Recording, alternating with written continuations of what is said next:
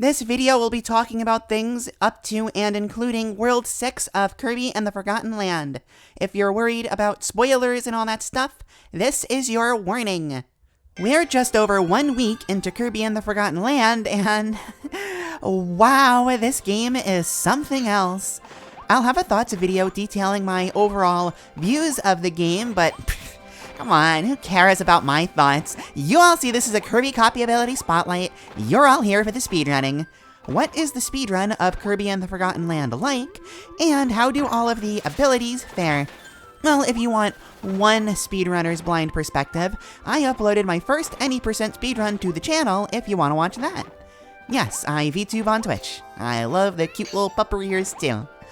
But if you want less of that and more cool Kirby gameplay, you can always like, comment, and ring the notification bell after subscribing on YouTube. That helps me out and, stuff. This intro is probably longer than it should be, so let's just get started. Or not. Before going any further, there's two things that I want to make super clear. One, we're only looking at any percent and the Coliseum here. 100% is kind of being routed as it is, but it's not really something that I'm comfortable talking about yet.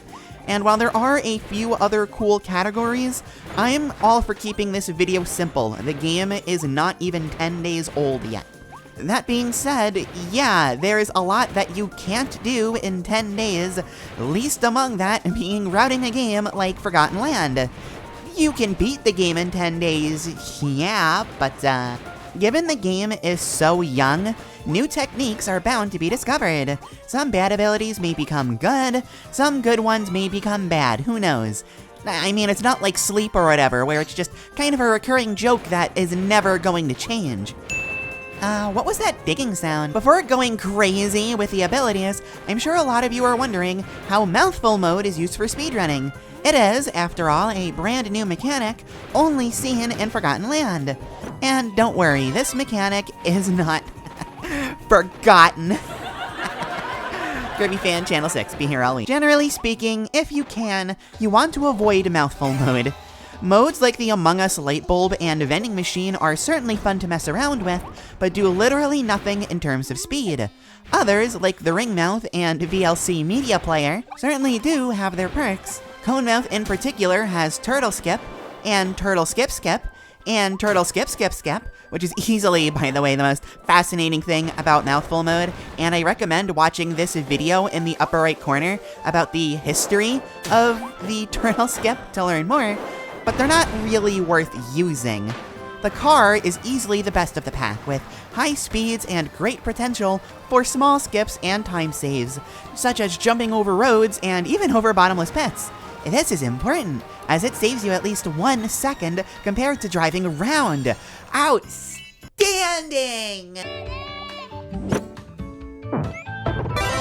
For the most part, abilities in Kirby games are either great at moving through levels or at killing bosses. Forgotten Land is very, very limited in abilities that are good for movement, so the competition for boss killing is much more intense. And while a lot of abilities have their niches for boss fighting, I can't say that Cutter is one of them. People thought it had its uses in the demo, and then they kind of stopped thinking that. Oh, darn. It's just really, really weak, especially without any upgrades. Getting the required material to upgrade is a very timely process, so unless you're specifically playing 100%, you're stuck upgradeless for almost every ability. Now, that hasn't stopped people from trying to make something out of Cutter. I was shown footage of a powered-up buzzsaw cutter, the best upgrade for it, plowing through the Meta Knight Cup in under 2 minutes. Putting aside that Hammer's best time is more than a full minute less than that, there is tech here.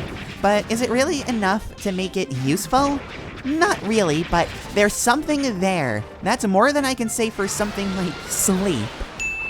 Seriously, is that just me? What is that ding sound?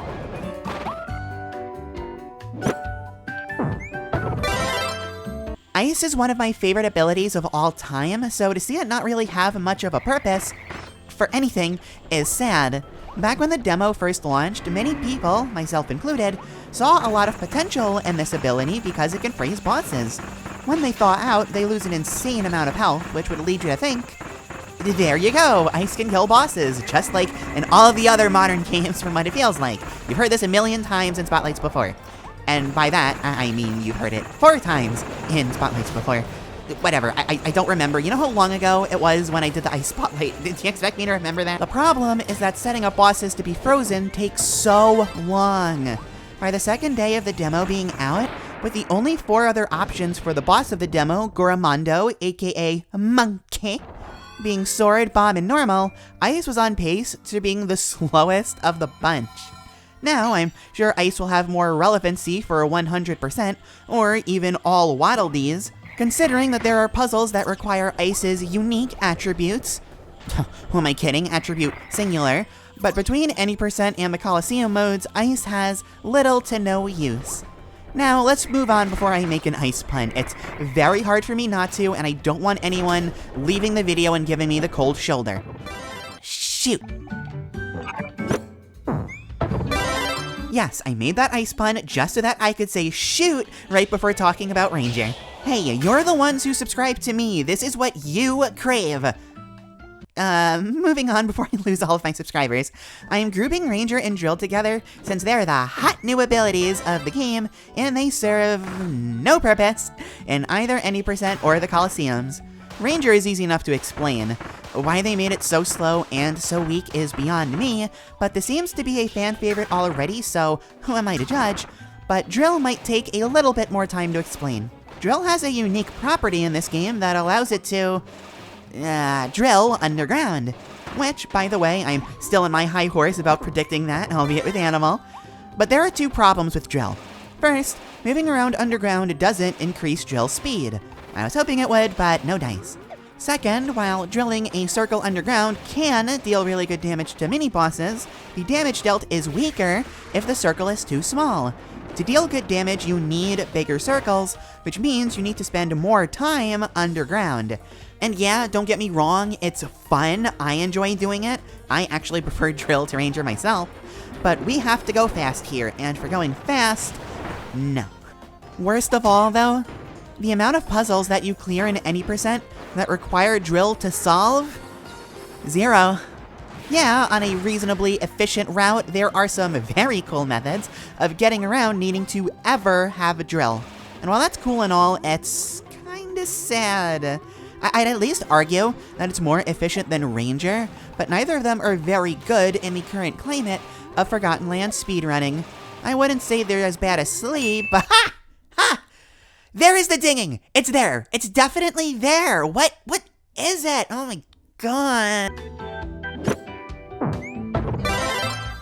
I am lumping the next 4 abilities together because, while I still can't call them good, they at least have somewhat of a use. Starting off with the Underdog, despite being in so many games, Sword is actually pretty okay at taking out bosses. More to the point, while I can't really include it for Forgotten Land, in the demo, Gigant Edge Sword was the best ability at the entire thing at killing Goramondo. Seriously, just look up any Forgotten Land demo speedruns that allow evolved abilities. It's nuts. And yes, for the people that know about the spoilers, it is good for the Coliseum. Not best or great, but it's good.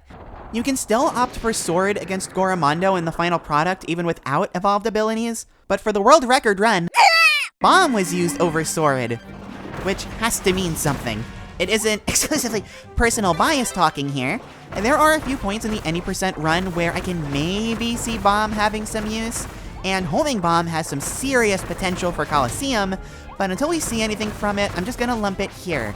It has high potential, but that's it. The next 2 are very easy to explain, so I'll go over them even quicker. Crash is actually used multiple times throughout any percent to get some insanely quick kills on mini-bosses, and to even clear a pretty easy mission, but that's kind of all it has. Genuinely helpful, just seen for a massive 20 seconds at most in an almost 2-hour run. Still, those 20 seconds are really helpful, so yes, it counts for something. On the other hand, Needle is actually one of the few good movement abilities in this game, but tell me if you've heard this one before, it's outclassed. That said, there are so many worse abilities to be stuck with than Needle, and considering that Needle is one of 2 abilities with a proper dash attack, If you need a backup ability and Needle is there, going for it can actually be a good thing. And that's nice to hear every once in a while, you know? Okay, now we get into the abilities with more practical uses. Hammer has a minor niche in any percent for, what else, the mini-boss rush, but where it truly excels is... where else? The Coliseum, aka the boss rush. For starters, and I should clarify, I gave a spoiler warning already, but this is the one part where there are going to be spoilers beyond World 6, so if you want to avoid that, I'll give you the timestamp for the next ability. Hammer is one of the few abilities to have a level 4 upgrade, the Masked Dead-Day Hammer. Hammer's level 3 upgrade already tore bosses apart, but this one, oh, it goes the extra mile. And for once, it's remarkably easy to explain. Hammer Flip, Hammer's charge move, absolutely eviscerates bosses. There are optimizations against specific fights to be sure, but there's not anything more to say than Hammer Flip good. Wow, it has been so long since I was able to describe an ability so quickly for a spotlight. It's kind of a relief, if I'm being honest. Something more exciting, though, is that Coliseum runs for this game are split into 2 different categories, buffs and no buffs. No buffs is like any normal run, but there's a Waddle Dee shop that sells you upgrades to your health, speed, and attack, and you can use those buffs to make Hammer even better. That said, these do cost money, and while the Coliseum does make you some very good money, that's not the only way that you can get these buffs. There's a free way you can get them too, and that is... Okay, so I will actually be the bearer of bad news here. It is much easier and faster to just go to the Waddle Dee shop and buy the upgrades. That said, if you want a free way to get these boosts, then Deep Sleep is for you. If you sleep through the entirety of Sleep's upgraded form, Deep Sleep, you'll get a random boost to either HP, speed, or attack for free. In the Waddle Dee town, the timer that you have to worry about doesn't go down. Granted, again, doing this is much longer than simply buying them all at the shop, but since the Coliseum modes go by IGT instead of real time, you can take all the time that you want. This still makes the actual process of getting what you need for the Coliseum more tedious. So Sleep's role in the Coliseum is far from perfect, maybe not even ideal, but it unironically has a function, especially if you're looking to save up coins so that you can upgrade all of your weapons. I doubt this will have a use in 100%, but I can also imagine some more RNG-based strats using Sleep to get a boost or 2 for the Coliseum and save money. Maybe that's just me guessing, but still, it's a meme, but a meme with a really random and, being honest here, hilarious niche. Now for the real meat and potatoes. If you're going to be eating meat and potatoes, they need heat, and there's no better source of heat than fire. In the beginning stages of Forgotten Land, fire was pretty much the only ability that mattered. You get it as early as the 3rd level, counting the point of arrival, and similar to how Freeze is in Ice's moveset, Burning is in Fire's. If you've seen a previous Spotlight, then you know how good Burning is, and things are no different in Forgotten Land. The things that fire can do in this game are including, but not limited to, taking diagonal shortcuts, plowing through enemies, reasonably killing mini-bosses, reasonably killing regular bosses, moving over water, skipping Mouthful Mode sections, skipping almost entire rooms. Seriously, this is so fast if you have fire here, it's crazy. And the best part is, all of this only requires one upgrade. You don't even need Dragonfire to do any of this. Whoa, wait a minute, why no Dragonfire? Well, if you're trying to be efficient, then going out of your way to get the Dragonfire blueprint, which, as is out of the way and takes time, isn't worth it. Even if it was, having to go back to the Waddle Dee town, get 3 rare stones, upgrade, and then go back to where you were is far too resource heavy for a category like this where there's practically 0 downtime. Plus, as is, doing a slide jump into 2 burnings with Volcano Fire, the second upgrade for fire, is faster than anything that Dragonfire can provide. Is it sad? Yes. Is it funny? Kinda. Also, yes. This is more of a recent discovery. Yeah, I know, it's not even a 10-day-old game and I'm saying this, but Tornado gives Fire a real run for its money. Fire is still the better ability, so this isn't another Kirby's Adventure or anything, but Tornado's got some really fast movement. It can be hard to control at first, but give it more than 2 seconds and it's easy to see the insane potential time save Tornado can give you. The problem with Tornado is that this isn't Kirby's Adventure, so when it's done breaking all kinds of Forgotten Land related speed barriers, it breaks all kinds of Forgotten Land slow barriers. That was a lot funnier in my head. The decision to use Tornado or Fire at the moment is mostly up to the runner. For Worlds 1, 5, and the boss fight, Fire seems like the best choice, but aside from that, it genuinely does depend. As the game evolves, I'm sure one will become more prevalent than the other, but Fire not being as useless as Sleep— oh, never mind, can't say that anyway. Sorta. Against the bosses will give it the edge regardless. There is, however, one more ability that you may not have thought of that also performs very well against bosses. Yeah, Forgotten Land is one of those weird games where normal Kirby is actually pretty good. I mentioned this earlier, but normal is so good that there are people running any % no copy abilities that it has a leaderboard on speedrun.com. That's crazy to me. But what makes normal good? Mostly boss fights. They leave behind a lot of stars for Kirby to inhale and shoot back out at them, given that this is a 3D game and everything, so the damage normal racks up is really good. And yeah, sure, this was also the case in the 2D games, but those games had more options to destroy bosses with. Yeah, normal can deal good damage in star allies, but have you seen Bomb in that game? Considering your only real option for any % is Fire, normal does have its chances to shine. For movement, yes, movement, normal Kirby has the slide jump. You slide, you jump, that's the good stuff. It's slower than doing a slide jump into 2 burnings for sure, but you don't get Fire until the 3rd level, like I said, so having this before then is really nice. Plus, it's not like when you have an ability, any ability, you can't slide jump. You can slide jump whenever you want, and it's a part of normal Kirby's moveset. I am going to count that for normal. Depending on who's running the game, I'm seeing normal still being used for boss fights as late as 6-4. And truth be told, I see some runs and scream at my monitor, oh my god, just inhale the stars, that would be so much faster than chipping with Fire, he's gonna die! Anyway, normal good. And that's how abilities are looking 1 week into Kirby and the Forgotten Land. The speedrun of this game is fascinating, and I can't wait to see it develop. It all leads into the Kirby Speedrunning Discord's yearly relay race, where 4 different teams, 2 Japanese, 2 Western, race in a variety of different games, ending with Forgotten Land. What's especially exciting is that I'll be one of the Western reps for Forgotten Land.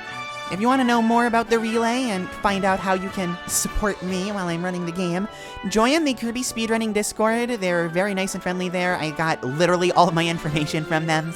Until I see you in another video, I've been Kirby Fan. Thank you all so much for watching, and I will see you around. Bye!